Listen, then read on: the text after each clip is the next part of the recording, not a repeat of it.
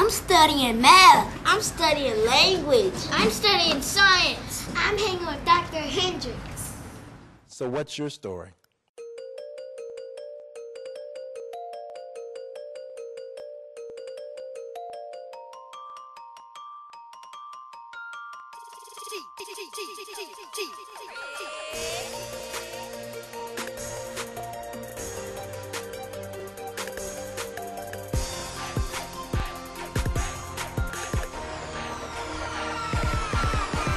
Hanging with Dr. Hendrix, CCPS, we are getting to it. Obstacles do not exist, like a drop through, we are getting through it. Set the limit for the clouds, so we fly high. We got twinkle, twinkle, big stars way up in the sky. Make sure that you salute us far away or nearby. 2 thumbs up and they soar when they fly. Clayton County, watch and see, no need to ask why, 'cause we'll make it when we make it to the top, no lie. Kick it with motivation, so we keep determination. Spread it all across the nation that we are hot, so call it Cation. Hanging with Dr. Hendrix, so I guess I'll see you tomorrow.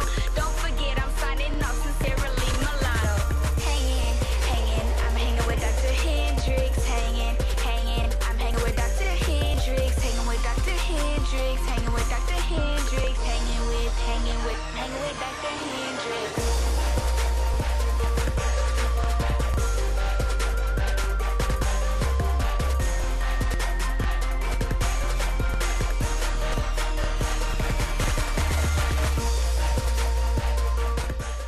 Hi, and welcome to Hanging with Dr. Hendrix.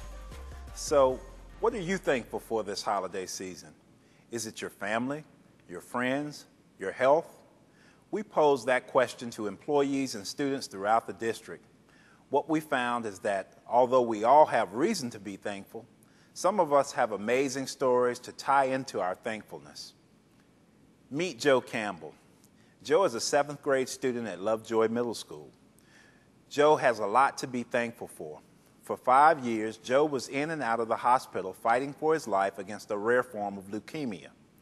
Recently, I sat down with Joe and his mom, Pamela, to discuss his story. Miss Campbell, if you would, tell me a little bit about Joe's hardship. I know it started when he was in the 1st grade, but there were some things that you discovered after that. Talk about his situation a little bit. Well, Joe was a 1st grader at Kemp Primary and healthy, 6-year-old, doing great in school. And just at night, he would snore rather loud to only be 6. So we went to the pediatrician, and they told us that Joe needed to have his tonsils taken out and referred us to an ENT. We went to see the ENT, and they decided to do surgery on Joe, and he went in and had surgery to have his tonsils removed. We were sent home. About a day and a half later, Joe started complaining of a headache. So, not really knowing he couldn't talk, so we just gave him what was given to us from the hospital, and that was the Tylenol with codeine for the pain for the tonsillectomy. So he started taking it. Later on that night, his dad came home, and I went upstairs, and about 12 o'clock, I heard his dad say, "Okay, let's go upstairs." Not quite sure if Joe mouthed, "I can't walk," or he put up his hands for his dad to pick him up.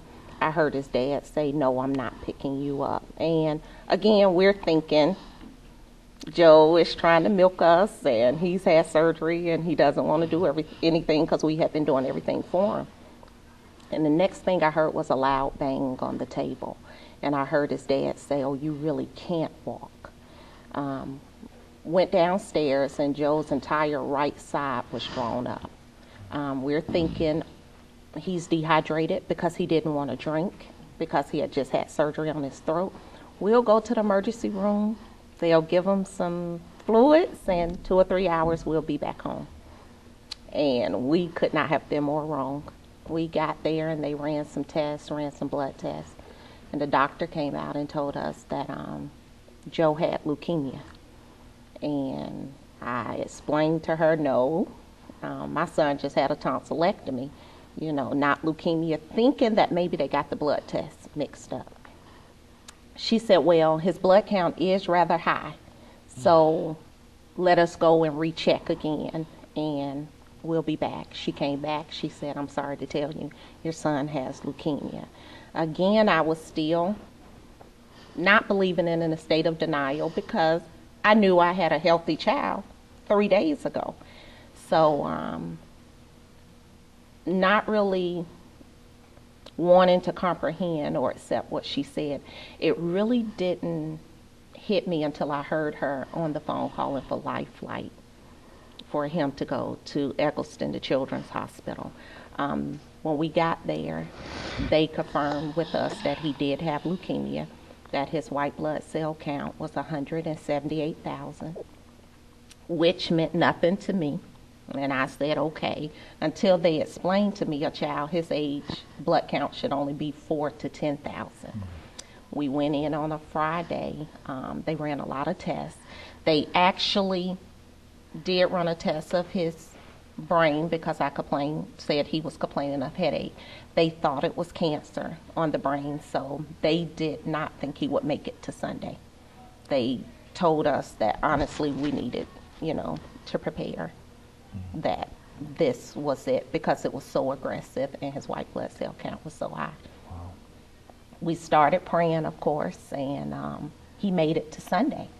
Well, now he's in Sunday, and they told us he couldn't move his right side because his white blood cell count was so high. Well, they had gotten it down. He had started chemotherapy, and he still could not move his right arm.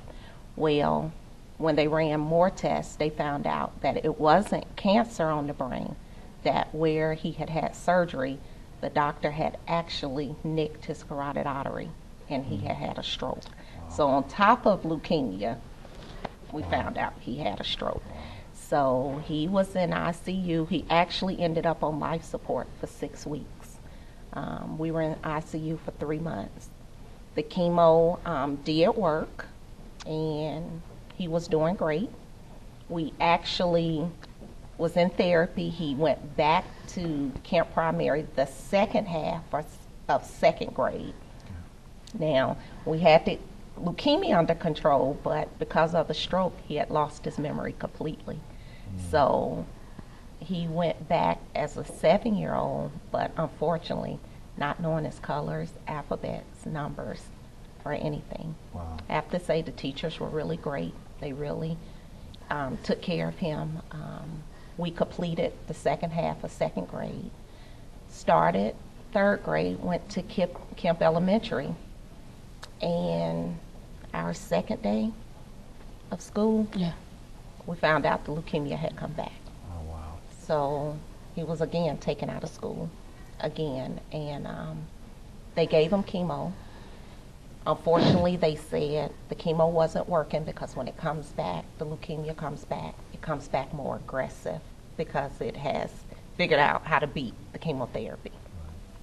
So we did 2 tests, 2 rounds of chemo, 2 different chemo, and neither one of them worked. Again, they told us they had done all that they could do and to take him home and enjoy him. And I'm like, we're not accepting that. So his dad was in the military, and just so happened we had lived in Memphis before. So we knew about St. Jude, and his dad went up there and tried to get us an appointment for St. Jude, and actually the doctors here helped us get in, and he went to St. Jude. They gave him treatment there. It worked. So we came back to Atlanta, and in August of 2008, he received a bone marrow transplant. So he got the bone marrow transplant. That was another year to recover. So now we've missed third grade. Now we've missed fourth grade. So he did great. The bone marrow transplant went great. So he actually started school again in 5th grade. So that was a little Frustrated. and nerve-wracking Right. because I have been with him for so long now. So now the last complete grade he had completed from beginning to end was kindergarten. So now we're going from kindergarten to 5th grade, and was in Kemp Elementary, and I'm thinking we got 1 year in elementary and then we have to go to middle school again. Awesome teacher, Really awesome. Awesome teacher, yes. Miss Smith was his teacher in Kemp Elementary. And she just allowed him to be a kid, but still expected a lot from him.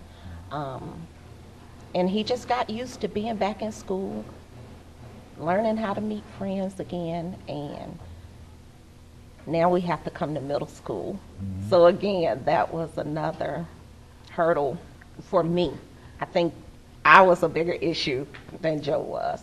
And we came to, excuse me, Lovejoy Middle. I was very skeptical. I have to honestly say, again, Clayton County has been awesome with us, seriously. And we're going from a child who lost his memory completely. First year back in school was 5th grade. Came to Lovejoy Middle in 6th grade and actually passed the CRCT in reading and math in the 6th grade. And I have to give it up to the teachers. I am so serious. Yes. I mean, to go from nothing. In the 5th grade, he actually tested on a kindergarten to 1st grade level. Wow. Wow. And to come here, and they just pushed him and expected him to do it, and he did it. Yeah. I mean, so. Okay, Mama. Okay. So, Joe, you really are the miracle kid. Do you remember much of this because you were so young? You're in the 7th grade now, right? Yes. How are your grades? Doing good. Okay, good.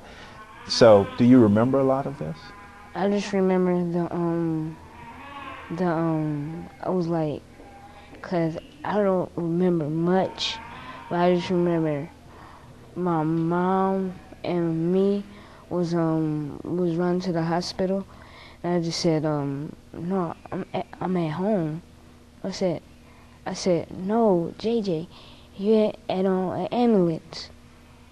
No, Mama, you just playing me, right? Let me ask you this question. So in our world right now, and I'm sure you see this, we all see this, especially adults, there are so many people who take for granted those things that are really important. There are so many people who have complaints about the little things and don't appreciate those things that we take for granted. This holiday season, how thankful are you and your family for your son? It's not even the holiday, honestly. Right. This morning, to drop him off at school and to see him walk through the doors by himself this morning when he got out the car, I just said, thank you, Father. Yeah. So for me, it's and I tell people all the time, that saying truly, don't cry over spilled milk, and we get upset because the kids dropped something or made a stain in our car, or, you know, and when you're put in a position that you have no control and you may lose your child, you see things totally different. Big paying jobs with a lot of money, it doesn't matter. Right. Doesn't matter. So I did not work for 5.5 years, and I wouldn't change a thing. I wouldn't change a thing. Yeah. So, Joe, what are your aspirations for the future? You have overcome so much at a young age. What do you want to do for the rest of your life? I just really want to be a doctor or a nurse or basketball player, because I really love basketball. But I really want to be a doctor because my mom, my dad, they really helped me a lot. And that's why I want to really help parents or kids or anything, or even dogs. Yeah, that's cool. Yeah. Well, you're truly amazing. I appreciate you and your mom for hanging with Dr. Hendrix today, and I wish you the best in the future, and happy holidays to you as well. Thank you, you too. All right. I'm thankful for my dad, for my mom, because they really helped me. I'm thankful for my wonderful husband, my 7 children, my 2 grandbabies, and one that's on the way. I'm thankful for my family and this food that we've collected for all of the needy. I'm thankful for my family helping others, and I'm thankful for teachers helping students learn and do what they can do.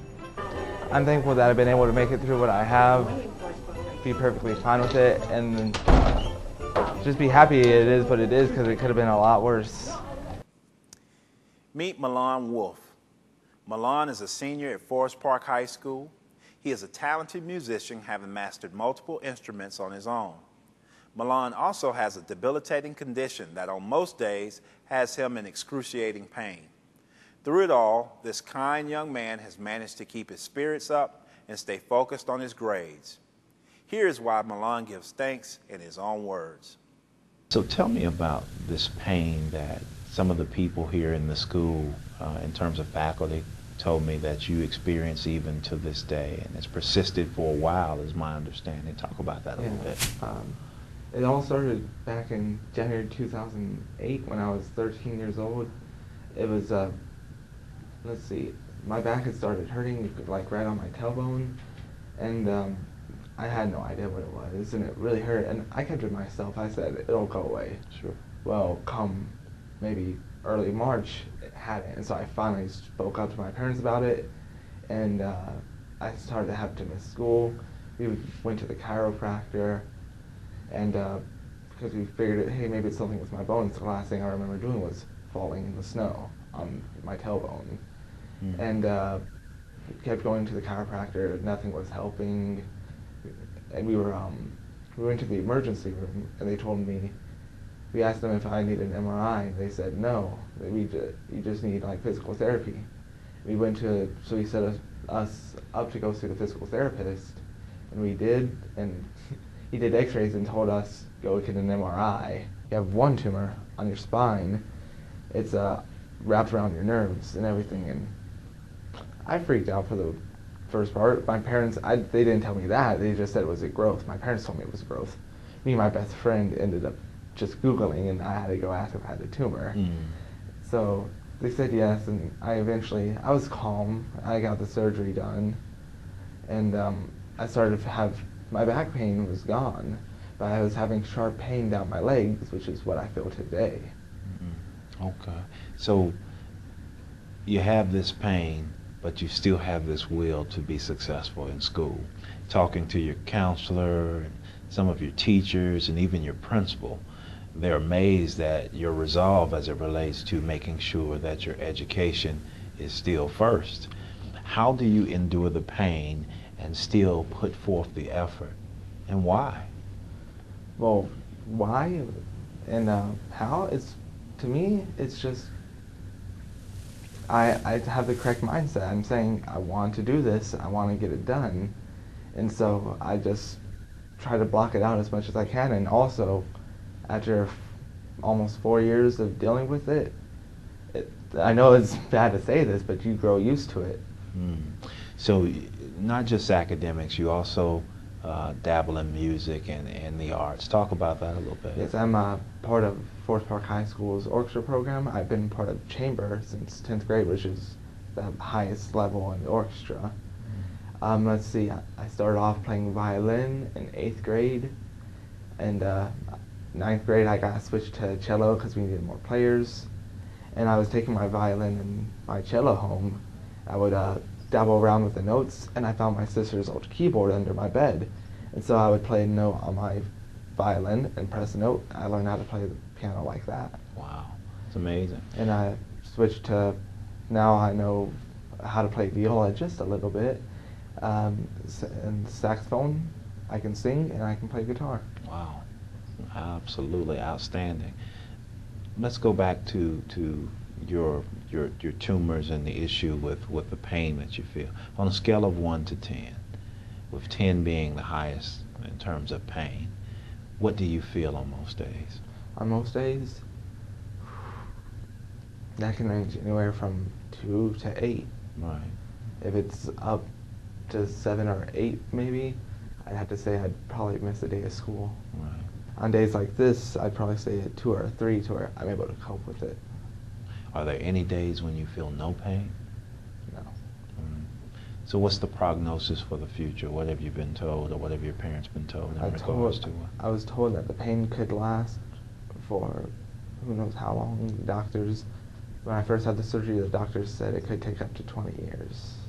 20 years? That's what I was told. Wow. They told me I wouldn't be able to lift anything over a gallon for 20 years. Wow. Okay. Wow. So you continue to have resolve and be persistent as it relates to your education. What are your plans for the future? My plans for the future are to go off to college and pursue a career in either musical engineering or musical performance. So what you're telling me is that your diagnosis or the issue that you've had with the tumors is not going to stop you? Not at all. Yeah, very proud of you. Thanks. Thank you, sir.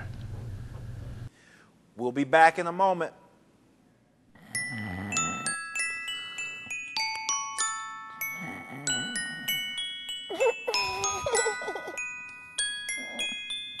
Oh, hey everyone. Look, parents, have you done your Christmas shopping? Huh? You haven't?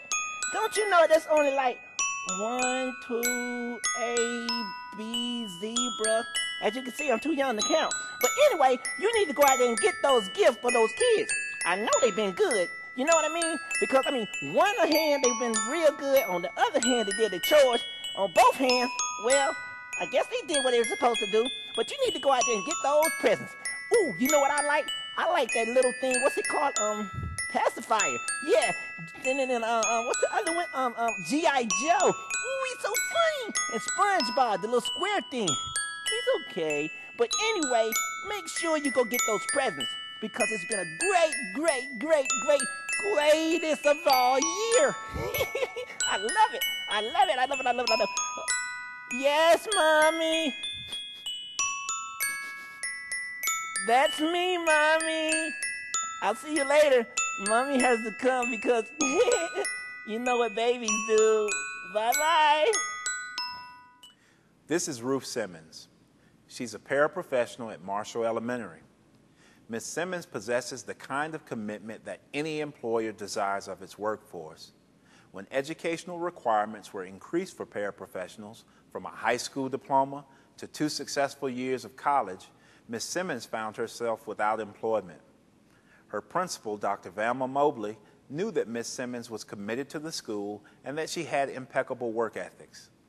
She also knew that Ms. Simmons was raising a family and needed employment.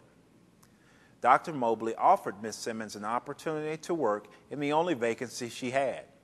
What followed was an exercise in humility and the determination to get back into the classroom. Here to share her story is Ms. Ruth Simmons and her principal, Dr. Velma Mobley. So tell me what your story is. I know that it's one of overcoming a hardship, but your hardship is different from some of those that we've spoke of before. So talk to me about that. When we moved to Marshall, I was with Dr. Mobley from 1993 until now. The position that I had during the time at West Clayton to move here, I started still as a paraprofessional. I was working ISS and helping out with the classroom. And something happened where I didn't have the qualification.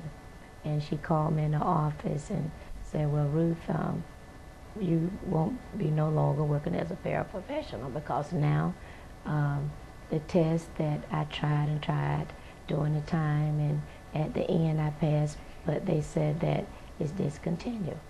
So she said, well, we're going to have to do something. I'm going to talk to you about something. I said, well, what is it? And I was very hurt that I continued the paraprofessional. I knew that I was capable. I knew that I could do the job.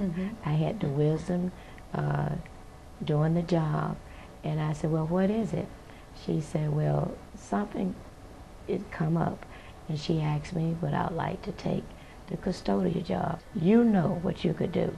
This would give you an opportunity. She encouraged you to go back to school. And I thought about that. I said, you're right. But I said, but still, she said, no, it doesn't matter, but still what people say. Because you got to look at this here.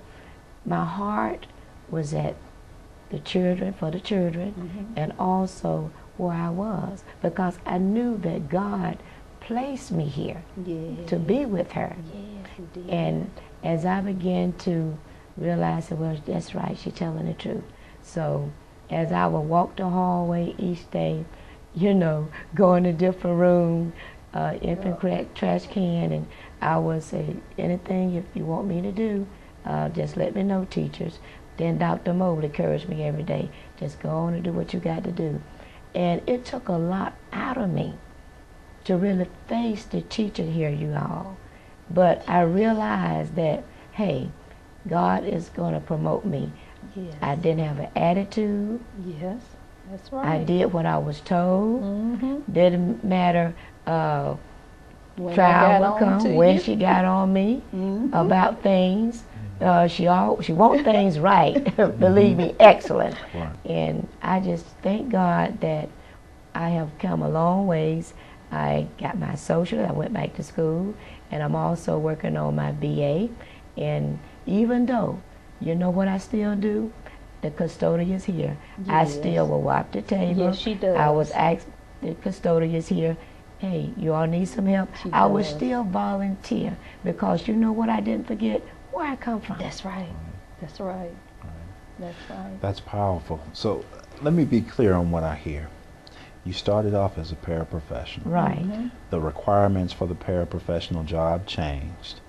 You were no longer, in terms of requirements, qualified to do that job. Right. You were offered by your principal an opportunity to stay employed, because we all have to work. Right.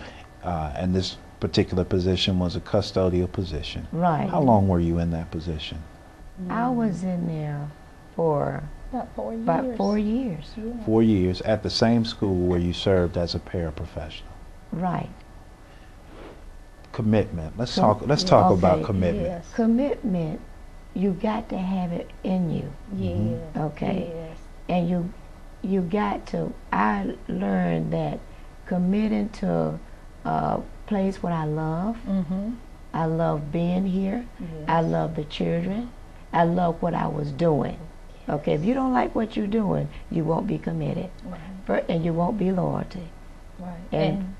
And also, the principle here, whoever is over you, I believe in being loyal to them. Definitely is loyal. You know, even though, you know, you put God first, but the word of God say, be loyal to the one that's over you. Yes. And he will reward you. Yes. So, being faithful, you know, what I was into, that's another thing. If you're not faithful, what you really into, you will always grudge what you're doing. Right. It's Now, right. let me ask you a question, because this is out of the norm. And I don't want to say the norm, but it's out of character in terms of what we see in leadership. And you know this, being a school leader, that many times employees are upset about those things that are not taking care of their individual needs or their individual wants. Let's say wants over needs. And a lot of times it seems as though we are not prepared to commit as fully as we should. And we all have that at some point in time. We all have weak moments, but I'm talking about overall, when that's the dominant characteristic of an employee. What do you say when you see an employee who says, I'll take a job doing something other than what I initially was doing, and a job that may be, you know, in terms of looked at by others as demeaning, you know. But I would say that we have great custodians throughout our district. But what do you say about a person who's willing to go this deep in terms of their commitment? Just faithful to the end. It's about servanthood to her, committed to the organization, just willing to do whatever she needs to do to make certain that we're successful. And this is something Ruth believes in, and this is something that she and I share a belief in. We talk about it. This is who I eat lunch with. When she was in the custodial position during her lunch hour, I was committed to still sharing my lunch with her because as an assistant principal, I shared my lunch with her. She was ISS paraprofessional, so we worked closely together, and we build that bond and relationship and trust among one another, and high work ethics is what I thought was just phenomenal in her. Her character spoke a lot, and surrounding myself with someone like her helped me grow as a leader.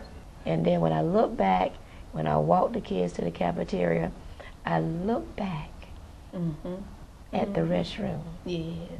It brings tears to my eyes, where I come from and where I'm headed. Right. And it's given me a joy to say I conquered something in life. Right. So let's talk about the future. Okay. At this point, you're working on your bachelor's degree. My BA. And you're I'm in school now. You're almost done. Are you getting close to being done? A year and 6 months, I'll be finished. Outstanding. So what are your goals for the future? My goal is a teacher. That was my heart desire when I started as a paraprofessional. And I will be that teacher. Yes, you will. We believe in you, and thank you so much for showing us all what it means to be committed to the school, to the organization, and to the children. We thank you greatly for that. Thank you. Thank you. All right. That's okay. I'm thankful that I have a job, and I'm also thankful that I'm now in a position that I can help these kids to believe in what they could do. I'm thankful for family, I'm thankful for friends, I'm thankful for an opportunity to lead an organization that's all about the children. I'm so very thankful, first of all, for my family. I would like to say that I'm so very thankful for my health. I'm thankful for working in a wonderful community called Clayton County Public Schools. And I'm thankful for my family for helping me, and happy holidays. I'm thankful for the canned food drive that we're doing for everybody who doesn't have food. So I'm thankful for my 2 uncles. I am thankful for my parents. I'm thankful for my family that helps me in my troubles every day. Hi, we're the Department of Guidance and Counseling. And we're thankful for all our staff and students. And all the wonderful counselors of Clayton County Public Schools. Happy holidays! We'll be back in a moment. Let me show you how to fix a sandwich.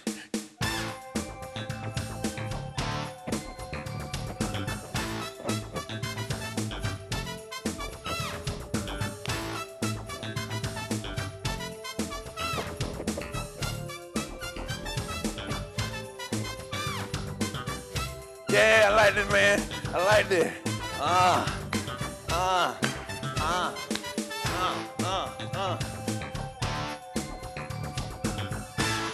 Yeah, man. Ladies and gentlemen, look here. The holiday season is approaching. I want y'all to understand that you gotta make sure you are safe at all times.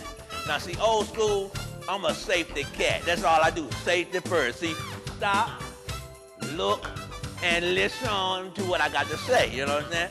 See, look here, when you get home from your holiday party, make sure you take you some aluminum foil with you, because I know the boss didn't give you no raise, and you need to take some of that snacks with you. So you take that foil with aluminum, put it in, you see what I'm saying? I'm gonna show you the aluminum foil tuck. It's like this here, take the sample, take the aluminum foil, and you fold it up, and then you put it in your pocket. And then you get on out, tell everybody, hey. And you get on out there, you know what I'm saying? Oh, watch this right here. It's called the busted loose. The busted loose. And break it. And the busted loose, huh? Oh, that's well, look, I'm gonna get on up out of here, cause me and Santa Claus, we got a date, all right? Me and Santa Claus, we gotta go and check out these other little reindeer people who said they got some reindeer for sale, $6.99 for 2 reindeers. You can't beat that, cause see, Rudolph sometimes don't want to work right. So we gonna get on up out of here, have a happy holidays, a happy break, seasoned greens, turnips, and mustards, and then Feliz Navidad, huh? That's for all of my Latino brothers and sisters out there, huh? You know, because I'm worldwide. I've been around the globe. I respect everybody. All right, take it easy. I see you. Come on. Rock it out and rock it out. Yeah. Holiday season. Holiday season. Check the boot. Ain't nothing in it. Wow.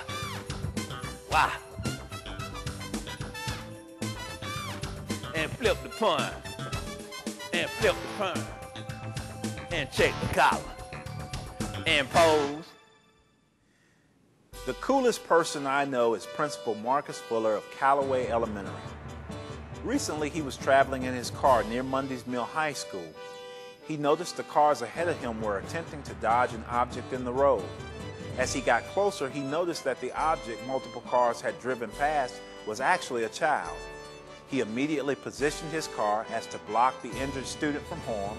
After getting in touch with emergency services, he stayed with and comforted the child until emergency services arrived. Recently, Mr. Marcus Fuller was recognized by the Clayton County Commission for his heroism. For many, this may be no extraordinary feat, but I would remind you that there were many others who should have stopped and didn't. For his humanity, his kindness, and for having the level of caring we should all aspire to, Principal Marcus Fuller of Callaway Elementary is the coolest person I know.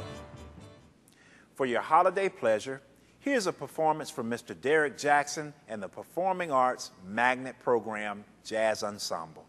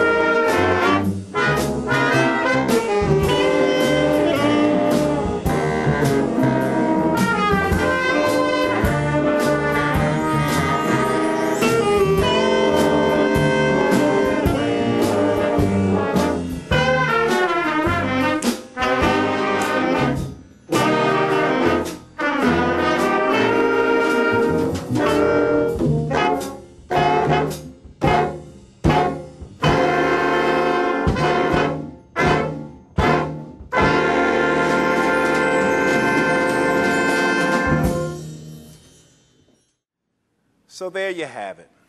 It is safe to say that we all have a lot for which we should be thankful. Our friends throughout the district have shared their thoughts on the subject. Now the challenge is yours. What are you thankful for and why? A wise person said, "Be thankful for what you have, you'll end up having more. If you concentrate on what you don't have, you will never ever have enough." I challenge you to give thanks for those things many of us take for granted every day. Before you complain about your job, think about the person who is unemployed. The next time you command your arms or legs to do something, remember someone else may be paralyzed. The next time you take a loved one for granted, someone else has lost a loved one that they desire to see just one more time. I wish you great friendship, great fellowship, and overwhelming joy this holiday season. I'm Dr. Hendrix. We are Clayton County.